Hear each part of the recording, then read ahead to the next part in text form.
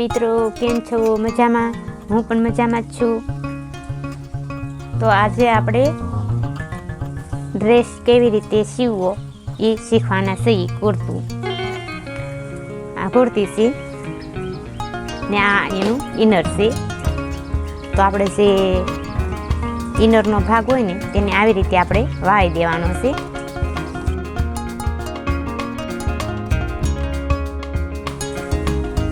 તો આપણે બંને ઇનરની સિલાઈ મારી દીધેલી છે. તો જે આપણે કોલરવાળી કુર્તી બનાવવાની છે એટલે આપણે આગળનો એક ભાગ હોય ને તેનું આપણે ગાનું કટિંગ કરવાનું હોય ને આ પાછળનું જે ભાગ હોય ને તેને આવી રીતે આપણે હવે જોઈન્ટ કરી દેવાનું છે. ઇનર સાથે એને આપણે કટિંગ નથી કરવાનું.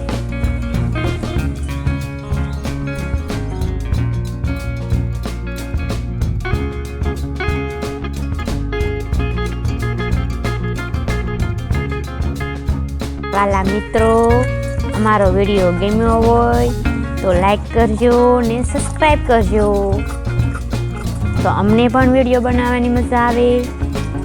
આ કોલરવાળો ડ્રેસ બનાવવાનો છે તો એના આગળના ભાગનું આપણે ગાનું જે કટિંગ કરવાનું છે ને તેને આપણે કટિંગ કરી નાખીશું. એની લંબાઈ આપણે 5.5 લેવાની છે. ગાની લંબાઈ 5.5. એના શોલ્ડર પટ્ટા છે 4. ગાની પહોળાઈ 18.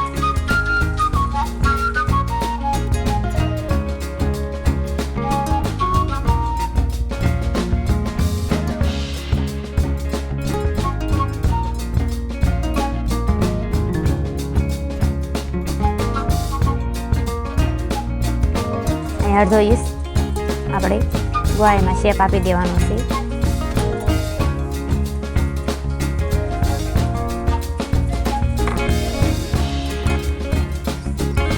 ઉપવાળું બનાવવાનું છે એટલે આપણે 5 ઇંચ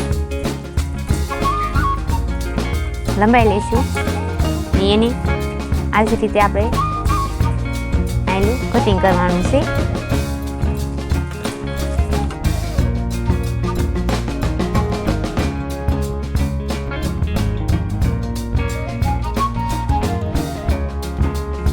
કોલરવાળા કુર્તામાં આપણે આગળની સાઈડ ઉપર મૂકી શકીએ છીએ ને ચેન મૂકવી હોય ને તોય આપણે મૂકી શકીએ છીએ. તો આપણે આ જે ઇનરનો ભાગ છે ને એને આવી રીતે આપણે ઊંધો રાખવાનો છે.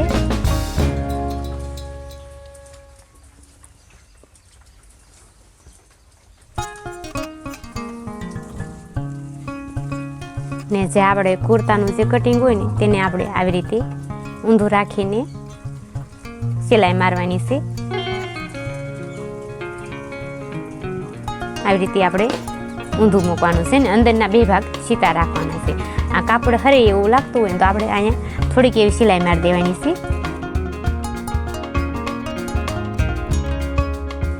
હવે આપણે અહીંથી સિલાઈ શરૂ કરવાની છે. અડધો ઇંચની સિલાઈમાં કાપડ રાખવાનું છે.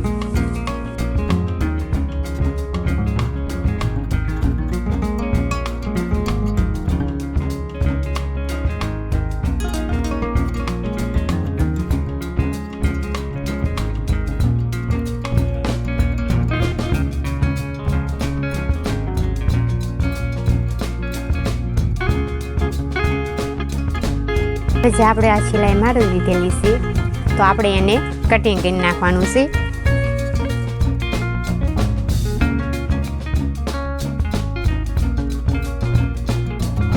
જે ગોળાઈમાં શેપ હોય ને ત્યાં આવા ટક્સ આપી દેવાના છે. કાતરે અથવા કટરે ગમે હોય ને આપણે શેપ આપી દઈશું. પલટાઈ નાખવાનું છે આવી જ રીતે.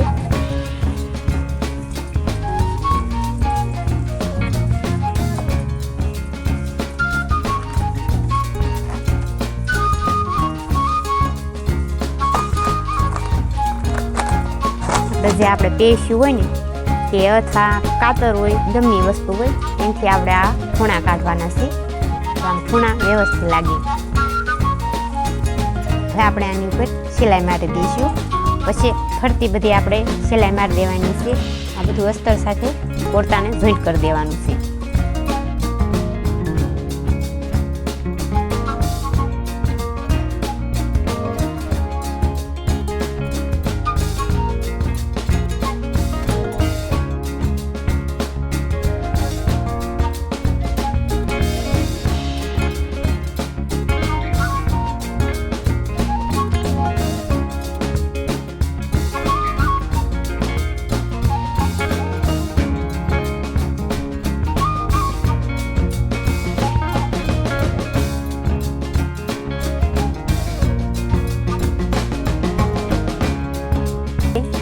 ઇનર સાથે આ કુર્તાનું ગળાનું કટિંગ આપણે જોડી દીધું છે. તો હવે આપણે આ ઉક નીચે આપણે પટ્ટી મૂકવાની છે. તો આપણે આ ઉક ને આને મુંડે ટાંકવા જોઈશે. તો આપણે આ કાપડ છે તો જે આપણે એની લંબાઈ હોય ને એ માપી જોવાની છે. ઉકની 7 ને 8 ઇંચ લંબાઈ લેવાની છે ને પહોળાઈ એની 3.5 ઇંચ.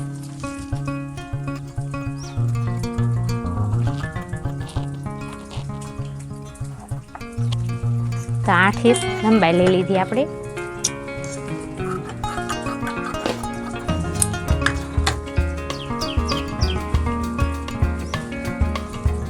આપણે આ વાળી દીધું છે. પછી આવી રીતે આપણે ડબલ કરી દેવાનું છે.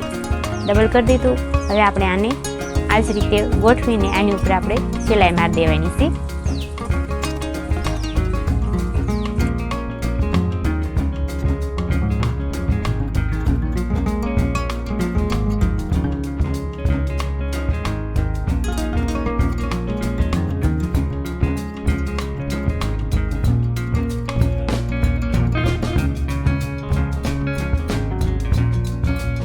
અહીંયા સોય ઉતાડીને આપણે ટાંક મારવાની છે. આ જ રીતે ટાંક મારી દેવાની છે. હવે પણ બીજી સિલાઈ પણ આપણે 1/2 ઇંચની સાઈડમાં લગાડી દઈશું.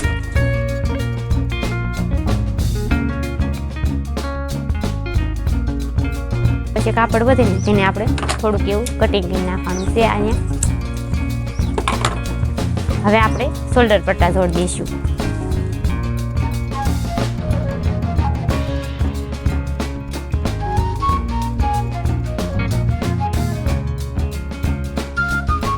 ધારી સિલાઈ પણ આપણે લગાડી દેવાની છે.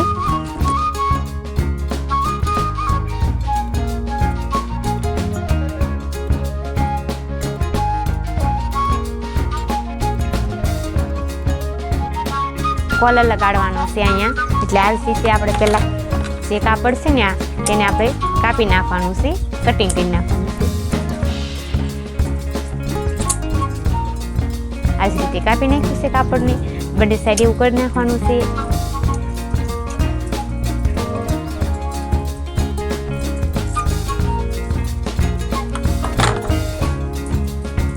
પછી આવી રીતે આપણે ગોળાઈમાં શેપ આપીને આને કાપડ કટિંગ કરવાનું છે. પણ આપણે આની ઉપર પહેલાં સિલાઈ મારી દઈશું. તો અસ્તરનું ને કુર્તાનું કાપડ બે અલગ અલગ ન થાય. એટલે પહેલાં આપણે સિલાઈ મારીને પછી કટિંગ કરી નાખવાનું છે.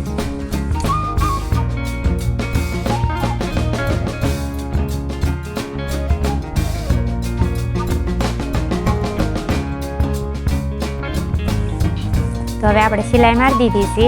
સિલાઈ મારી દીધી. હવે આપણે કટિંગ કરી નાખશું. બંને ભાગને આ જ રીતે જોડવાના છે. પછી જે આપણે વચ્ચેનો ભાગ હોય ને ત્યાં ટક્સ આપી દેવાના છે. હવે આપણે અહીંયા કોલરનું માપ લેવાનું છે. જે આવી જ રીતે તો આપણે આવી જ રીતે કોલરનું માપ લઈશું મેજર પટ્ટીથી. આ જ રીતે માપ લેવાનું છે મિત્રો.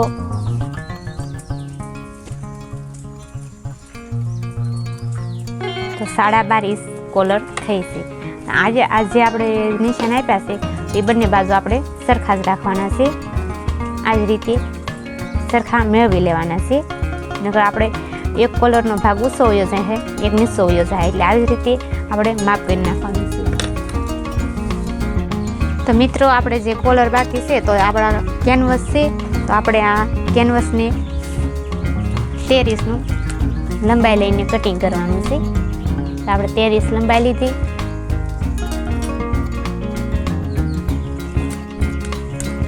આ કોલરને કટિંગ કર્યો છે તો આપણે અહીંયા ગોળાઈમાં શેપ આપી દેવાનો છે.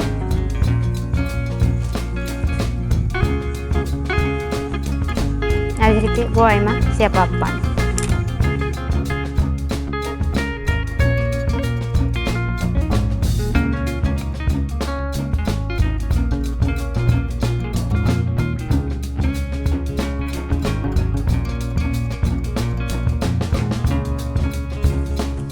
હવે જે આપણે ઇસ્ત્રી હોય ને તેનાથી આપણે આ કોલરની આ કાપડ હારે લગાડવાનો છે.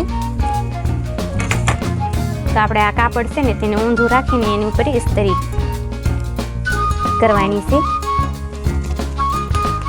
પછી જે આ કેનવસ છે ને તેને એક બાજુ આપણે ચમકતો ભાગ આવે છે, તો એ ચમકતો વાળો ભાગ હોય ને તેને આપણે કાપડ હારે લગાડવાનો છે. તો એ રીતનું રાખશું તો આપણે કાપડ હારે કેનવસ લાગશે, નકર પછી ન લાગે.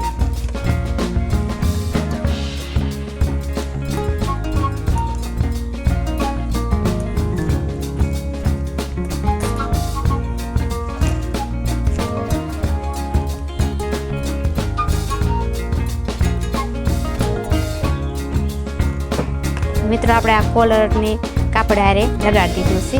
તો હવે આપણે એને ફરતી આવી રીતે સિલાઈ મારી દેવાની છે.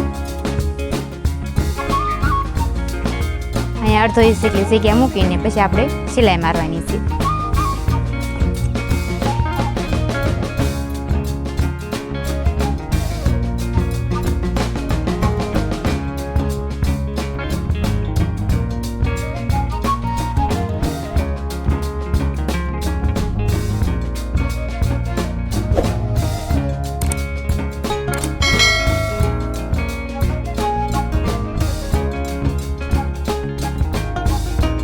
તો આપણે આ કોલરને જે લગાડેલો હતો તેની ફરતી આપણે સિલાઈ પણ મારી દીધેલી છે. તો હવે આપણે આને પલટાઈ નાખશું. આ જ રીતે આપણે કોલરને પલટાઈ દેવાનો છે. પછી આની ઉપર આપણે ધારી સિલાઈ મારવાની છે.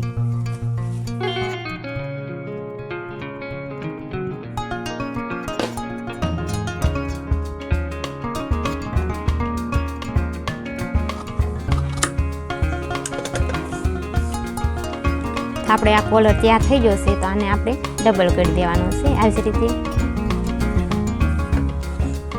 ડબલ કરીને પછી આપણે અહીંયા વચ્ચે ટક્સ આપી દેવાનું છે. આ જે કુર્તું છે ને એની સાથે આપણે કોલરને લગાડવાનો છે. તો આપણે આ કુર્તાને ઊંધું રાખવાનું છે પહેલાં. જે આપણે કુર્તામાં જે ટક્સ આપેલો છે એ ટક્સ ને જે આપણે કોલરમાં ટક્સ છે એ બે સરખા માપે આવવા જોઈએ. આવી જ રીતે આપણે માપ લેવાનું છે.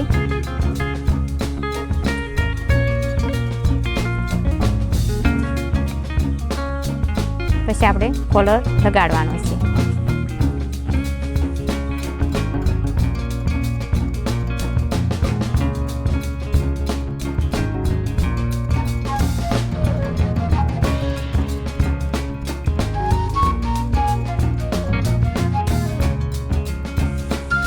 આપણે એક બાજુ કોલર લગાડી દીધો છે, બીજી બાજુ આવી રીતે પણ લગાડવાનું છે. જે અંદરનું કાપડ હોય ને તેને આવી રીતે સરખું કરી નાખવાનું છે. પછી આવી રીતે વાળી દેવાનું છે. આમ વાળી દીધું પછી આવી જ રીતે આપણે આની ઉપર સિલાઈ મારવાની છે.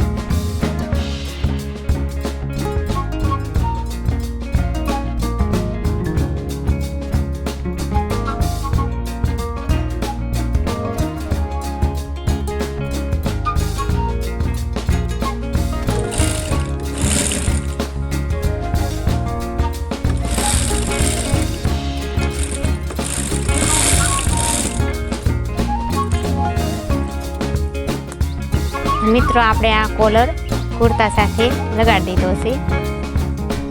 તો કેવો લાગ્યો અમારો વિડીયો? લાઈક કરજો, શેર કરજો, કોમેન્ટ કરજો એન્ડ સબસ્ક્રાઈબ કરજો.